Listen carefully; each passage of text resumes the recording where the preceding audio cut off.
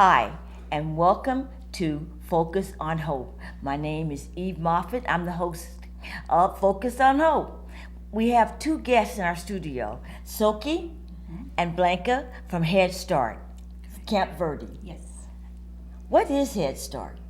Head Start is a preschool for low-income families. For children, we take actually prenatal mothers to the children of 5 years old right before they go into kindergarten. And if they choose to do a home-based option, the teacher, like Blanca, would come to the home and visit with them for an hour and a half, one time per week. And then they also have play groups twice a month. And those that would like to come into the center base, which is the classrooms, then would come every day for 3.5 hours, Monday through Thursday. Oh, long time. Yes. Now, what is your title? I am the Center Director for Camp Verde and Beaver Creek Head Start. And your title? I'm the home-based visitor for Camp Verde. Oh, your job must be interesting. It is. Now, how long has Head Start been in existence? In existence, it actually started as a summer program in 1965, so we'll be celebrating our 50th anniversary next year. Wow. Wow. Now, what's the difference between Head Start and daycare? Well, Head Start, it's actually a preschool. We actually have a curriculum in place, and we also have ongoing assessment of all our children to let us see, where they started at developmentally and then where they end up at the end of the year. And we have a routine, a schedule that we follow every day so the children know what they're gonna expect as soon as they come in. And it, like I said, is for 3.5 hours. In those 3.5 hours, there's a lot of things that the teachers have to do with the children and the children as well. Now, what time does it start? Well, we have two sessions, and the morning session begins at 8 o'clock and ends at 11:30, and then the afternoon session starts at 12:15 and ends at 3:30. And then we also have an option called extended day, where the children come in at 8 o'clock, and the first part of the morning is a classroom routine. They take a nap, and then the rest of the afternoon is daycare. So parents can qualify for that if they're either working full-time or going to school full-time. Oh. Now, what is your job? What do you do exactly? I am the home-based visitor, so I go to the family's home, and I am a support system to help families. We understand that the parent is the first teacher, so I'm there to just help the parent with any other goals or needs they need to help their children grow. Now, what kind of help? Kind of help, like it could be academically, it can be if they need resources to be referred to other places. That's my job.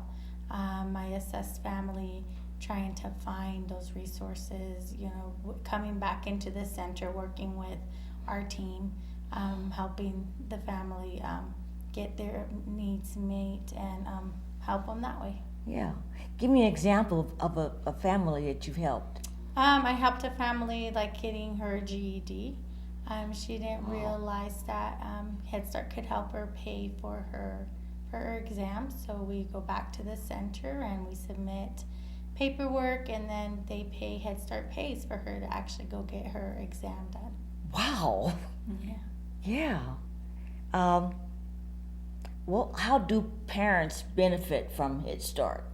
Well, actually, our foundation is parent involvement, and it has always been that way since Head Start started. So we have an open door policy, and we also have a parent committee that parents actually run for office and get elected by the other parents, and they have the ability to actually make all of the guidelines for how our center is run. Wow. They have the opportunity to actually go to Flagstaff and meet with regional council and decide on who gets hired, who gets fired, who gets raises. Pretty much they get to decide of how our grants that we receive from the federal government is spent. So they work really closely with all of the different policy councils and that are for Head Start. So they have a big part in running our program. Now, who funds Head Start? The federal government. You What part of the federal government? Well, it's actually under the Social Services, Health and Social Services Department. We are not under the Department of Education. It used to be. No, actually, it has always been under the Health and Social Services. Oh, okay. And so we get our grants from the federal government, and our grantee is NACOG, which is Northern Arizona Council of Governments, and that's who disperses our grants and funds. Now your program is based out of Flagstaff. Yes, our main office is in Flagstaff. Yes. Okay. Now, how many adults do you have per child? Per child, in each classroom, there's actually a teacher and a teacher's aide. And then we also, our program assists special needs children. So if there should be a special needs child that needs that one-to-one attention, then we also hire a special needs TA. So there might be up to 3 adults in a classroom at one time. Wow. I didn't know it was running. Wow. How many centers are there in Arizona? I'm not too sure about Arizona, but Northern Arizona, I know there's 27, and that they're all under NACOG. So, and it could be their home base, it could be center base. Early Head Start is also a big part of our program, which, like I said earlier, we work with prenatal moms, helping them get the right, nourishment, the right medical, dental care that they need. And like Ms. Blanca said, we are a great resource center. We do have family advocates that their sole purpose is to help families with any type of need that they might have, whether it be education, medical care, dental care, or housing, or food or clothing, you name it. And sounds like a great program. It is. It's a wonderful program. It's based on helping the whole family, not just the child. Wow. How long has it been available in the Verde Valley? In the Verde Valley, it's been available almost 40 years, actually.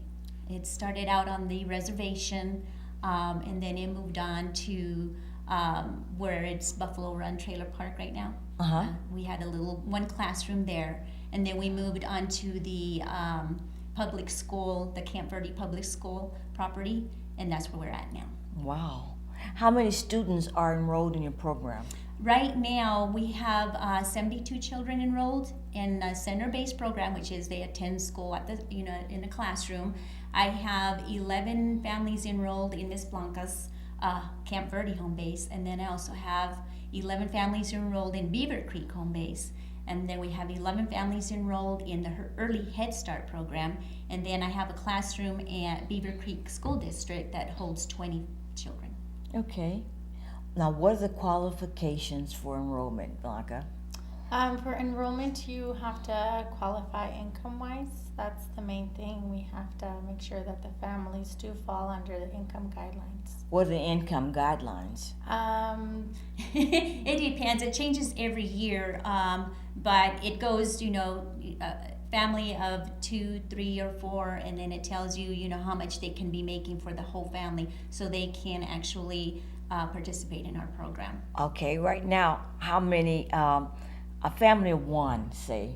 A family of, it would have to be a family of 2. So I believe that one is about 14,000. Oh. Mm-hmm. So, and I believe a family of 4 is up to 23,000 or so. Okay. So it just depends, and they could call any office and they could tell them if they are wondering if they qualify. And we do prefer that they have income tax returns from the previous year. Oh. So right now we're still using the 2013 income tax returns. Mm-hmm. So if they know how much they actually made, they can call and say, we have a family of 4 and this is how much we made, would we be able to qualify? And then we would go from there. Now, if they don't have the tax return, what do you do? Then we would ask them for, probably if they don't have their W-2 forms, then check stubs for 2 months.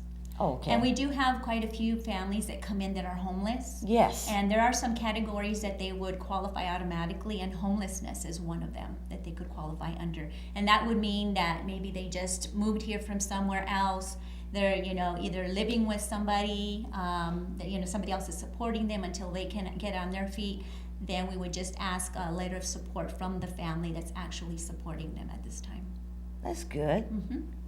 Now, what are the different options available in Head Start? Well, we have the Early Head Start, and I don't have classroom-based Early Head Start in Camp Verde, but they do have it in Cottonwood at the Yavapai Center, which is on the property of the Yavapai College in Clarkdale.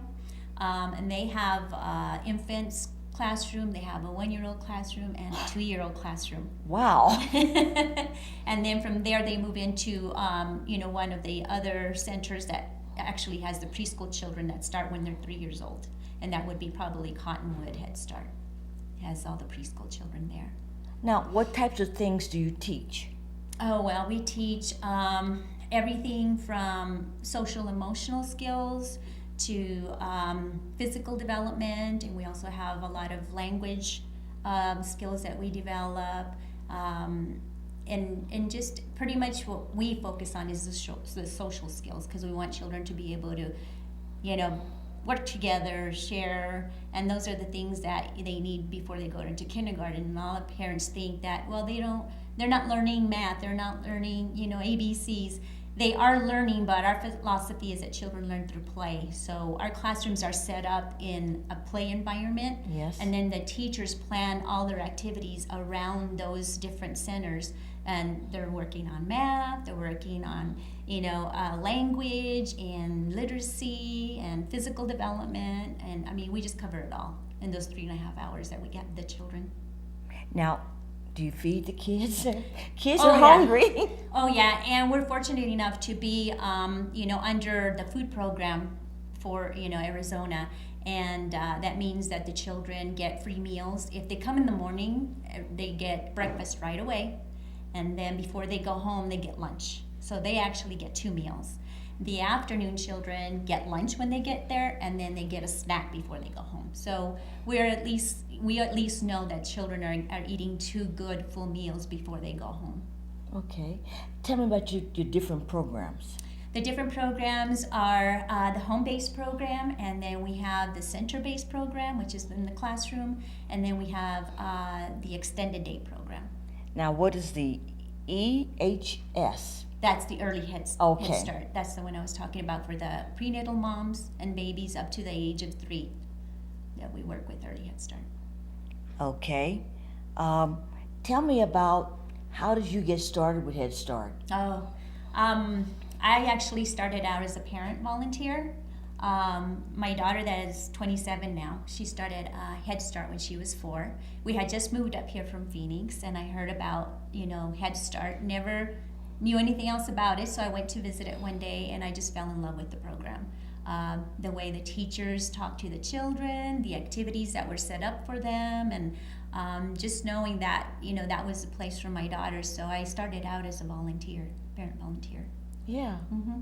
And how did you get started? As a parent as well. My first child, who is 10, attended. I attended actually the early Head Start program since I was pregnant, and then I had the baby, and he continued, and I started to volunteer, and then I was a staff member at working full time.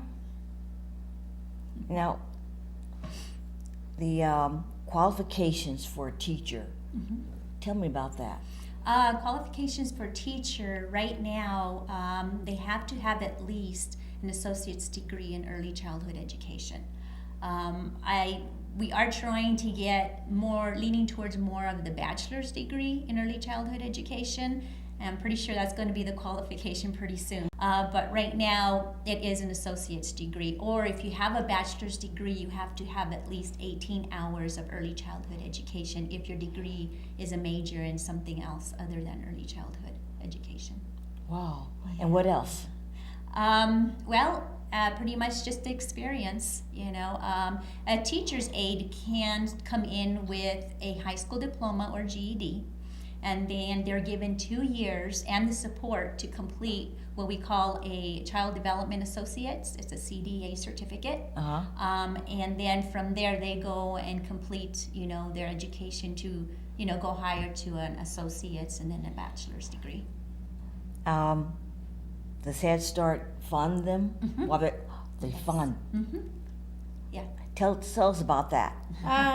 Well, when I started as a parent, I had staff members telling me, continue your education, and that was my main concern. But I started taking one class at a time, and then before I knew it, I was, way ahead of what I had planned and for me and my family. Because again, Head Start it's not just about the child, it's about the whole family. And if the whole family is doing really well, then that child has a better outcome.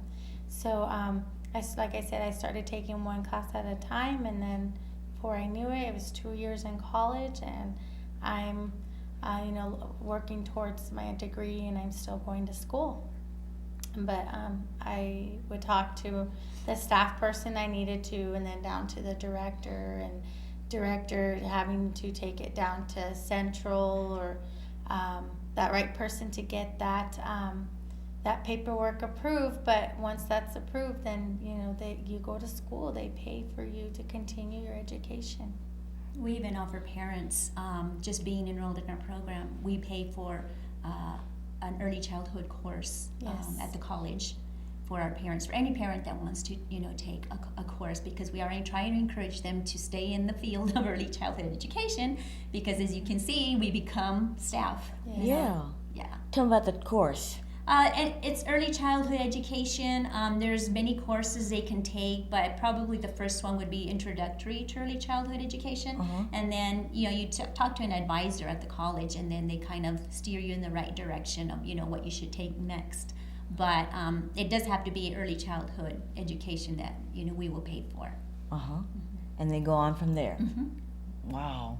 Now, what is the typical day for a student? Do you want to answer that one? In the classroom, like arrival time, they arrive, if they're in the morning session at 8 o'clock.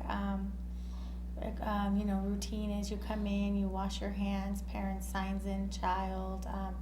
There's welcoming always at the door. It's not just you dropping off your child and not being, stopped by a teacher and saying, have a great day, we'll see you later. They start with washing hands, coming into the classroom, picking out a job. Now, washing hands. Yes, That's very important. it's very important. Tell me about that. Well, that's the stop of many germs, and that's just, helping children learn how to take care of themselves. So yeah, we wash hands. Even the parents or the volunteers need to wash their hands at arrival. And after they do that, then usually they have a center where they write their name, they sign in, they pick their own job. That's important to make a child feel that they are part of that classroom. Their own job? So they have a job chart on the wall or anywhere in the classroom, depending on the teacher. And jobs can be like setting tables for breakfast. So they actually set their own tables with their spoons, the spoon, knife, fork, the plate, the cup, the milk. They're taught that. So then they set the table. That's for meal setting, and then we just go on from being a line leader for going outside. That's another job. Helping with centers. So learning centers. The teacher would have an activity plan. We're gonna play with shaving cream this day. We're gonna play add cars to the block area, and so they have a routine that they follow, and they know that that's what they're going to do every day. So it's not like, oh, you just dropped me off and that's it. They know they have something going on every day, and it's different. And then again, until a parent picks up, they know that from time to time there's always some kind of activity going on. And you have lunch? We have lunch. And again, if that's one of their jobs, they put the table. We have family style meals, which means we all sit down and we serve ourselves, and we keep passing the food around. Every child has the opportunity to serve themselves while we carry a conversation of whatever that conversation might be that day. What did you have for dinner last night, or are you going camping? And it's just amazing how children just open a conversation of many things. Yeah. Um, Now, you have how many adults on staff? Right now, counting 2 special needs teachers' aides is 20, counting myself. So Okay. there's 20 of us. Oh, how many volunteers? Volunteers right now, I have about officially 2, and officially means that they've already been through background check. They have their fingerprints, and their fingerprint card has come in. So they can't volunteer until they have that in place. So I have 2 at this time. Okay. And then I have many substitutes as well that will come in if a teacher calls in sick. Then I have about, right now, 3 really reliable substitutes that will come in and fill in for a teacher when they're out sick. Oh, wow. Now, the teachers work how many hours? Teachers, the ones that work just the regular school day would be 35. The ones that work in the extended day program are 8 hours. Okay. Blanca, tell us some examples of stories. Well, like I've had families in crisis sometimes where they have nowhere to go and live. So, we go down to, I had to just call Family Advocate to refer to like the shelter in Cottonwood. So that one time that family had a roof over their head. Let's see, another story I have. Like during the holidays, there's also a program called Adopt a Family. So I just had to refer this family to that program, and the program was the lady who sponsors are very nice, and also just not providing one a clothing and shoes and gifts for the children, but actually a whole meal for that family to have during the holiday times. And that just makes me feel so satisfied, because I know that I'm helping a family, and just seeing that they were happy made me very happy. Yeah. Now, the homeless, that child gets the homeless situation. A child gets the meal from the Head Start program, and that's probably all they have to eat. Yes, and that's why a lot of times our program is so important, because we do start them off with a nutritious meal, and before they leave they have another nutritious meal, so at least we know they're not going home, and maybe if they don't get dinner, at least they had 2 meals at school. And also, if the family lets us know that they don't have any food at home, then we have connections to get them a food box. Whatever it may be that they need, that we know where to go, who to call, to provide what's needed to our families at the center. Yeah. Tell me some stories. Well, just recently I had a parent come back, and she doesn't have any more children in her program, but she just came back to say thank you for pushing me to get my GED, because she got her first job, and was very excited that she would be able to provide for her family. She is a single mom, and so that was very satisfying in itself, for them to come back years later. And we have a lot of families that, when they're not even enrolled in our program, will come back to us and say, I'm having difficulty with this, I'm having this issue, this problem, is there anything, where can I go, who can I talk to? And we still help them, even though they've been gone from our program for years, they return and say, I need help, and I don't know where else to go. And so they become very, very close, and they, that trust, that bond is built with, our staff, and they know that, that's what we're here for, to help them any way we can. So they do return sometimes, even after they've been gone for a while. Wow. Is there anything else you'd like to add? Just that, Head Start, it's the best program that I have ever come across. And I'm not just saying that because I work there, but because I was able to take my child when she was, 4 years old. The people are always so full of compassion, so knowledgeable, so friendly. We're non-judgmental. We don't judge anybody.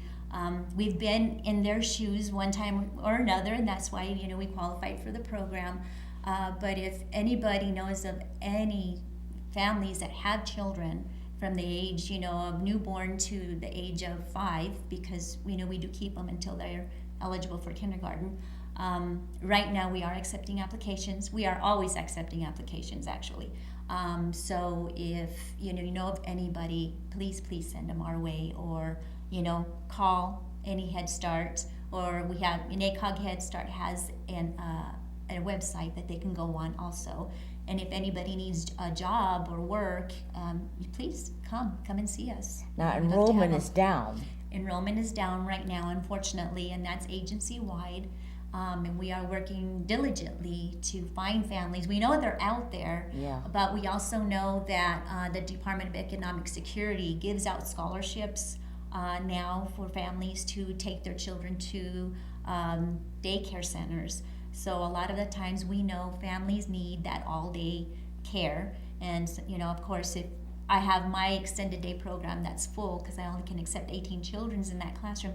So we know that they have to send their children somewhere if they can't just attend a half a day. So we're losing a lot of our families to, the scholarships through the DES, and they're attending, all-day daycares right now. But I want parents to know that we are more than a daycare. We are a preschool, and children learn, and children know how to socialize, and they just leave us with so many more skills than if they were not to have attended Head Start.